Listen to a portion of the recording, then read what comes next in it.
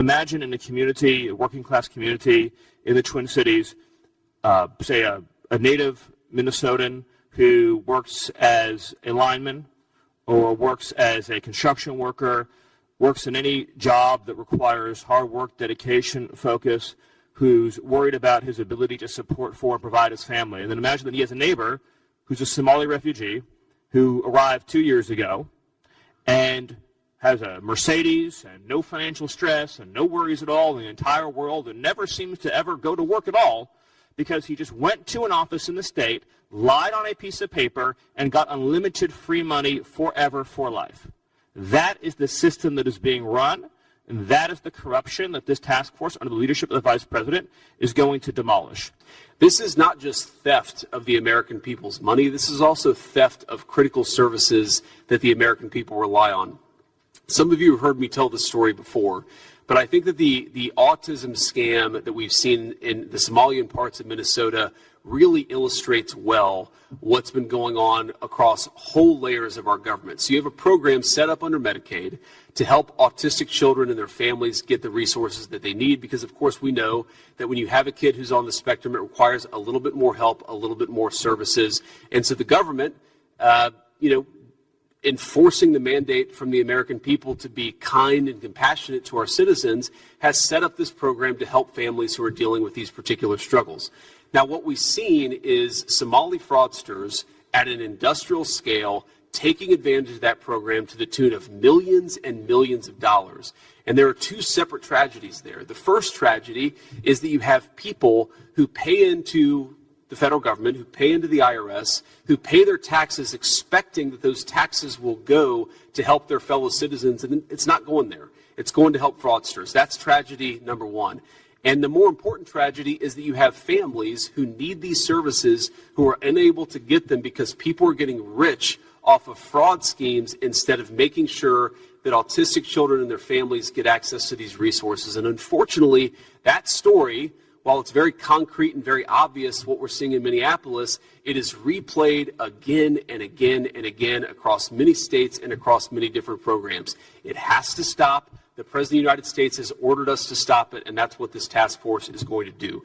So without further ado, I'll kick it over to Andrew, who will talk about some of our work here today. But the most exciting thing is that this task force is finally stood up. We've got allies at Department of Justice now who are going to take this thing by the horns. We've got allies across every major significant department, and we are going to stop the fraud that's being committed against the American people. And thank you to the Vice President for your leadership in establishing this task force and for gathering us all here today. And I have some personal behind-the-scenes experience with talking to the Vice President and seeing how resolutely determined he was at the very first exposure of some of these shocking discoveries to create, establish, and launch this task force. And if you knew what I knew about the people at this table, you would understand just how committed this government, this administration is to ending this massive theft of American taxpayer dollars. The people at this table are all united in absolute determination to stop this plague of fraud, criminality, and abuse. I think what's important for Americans to understand about how pervasive and widespread the fraud is that all of our systems were set up and established for a high-trust society. I think that most citizens probably assume that there's some verification process that takes place for the receipt of most federal benefits.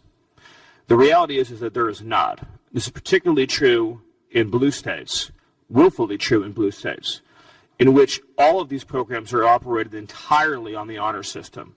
No verification takes place before individuals are enrolled in or receive these benefits.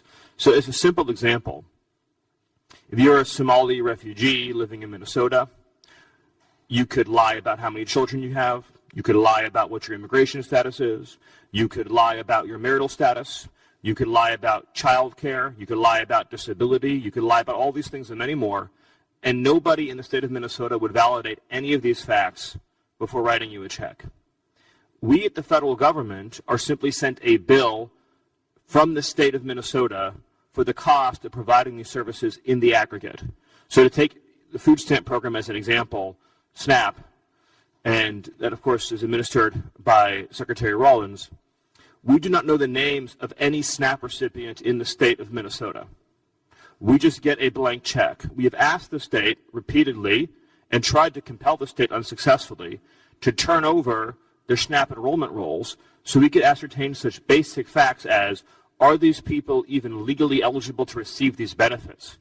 And the state has refused, absolutely categorically refused. And in fact, the state has spent millions of dollars in court for the singular purpose of trying to prevent the state from ascertaining the identity of a single SNAP recipient in the entire state of Minnesota. Think about what this does to public trust, social trust, people's faith in the system.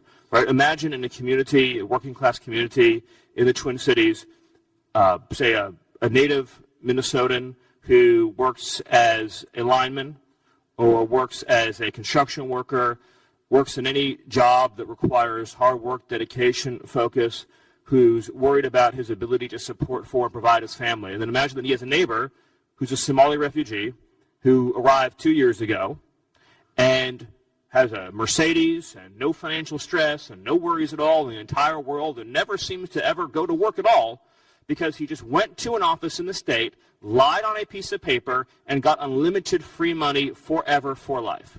That is the system that is being run, and that is the corruption that this task force, under the leadership of the Vice President, is going to demolish. And I'll just conclude by saying that I'd be remiss if I didn't mention the atrocity that is taking place in Congress with congressional Democrats fighting relentlessly to abolish the very federal agencies that are responsible for policing and investigating fraud, as well as all matters of homeland and national security. I see, of course, a new secretary who has just been confirmed to DHS, my good friend, Mark Mullin. He now takes command of a department whose men and women have been working with us for weeks on end to protect and defend the American people, to protect and defend our coastlines, to protect and defend our families. Well, they've been treated with nothing but derision, hatred, and contempt by congressional Democrats. It is legislative terrorism. It is one of the greatest abominations that has ever occurred in the history of this country, and it's to the everlasting and eternal shame of the Democrat Party. Again, thank you, Mr. Vice President, for your leadership and vision in establishing this task force. I'm proud to serve on and under your leadership. Thank you. Thank you, Stephen. Thanks, everybody. We're not going to take questions because we have some very important work to do, but we will certainly do some press events in the future. Thank you all.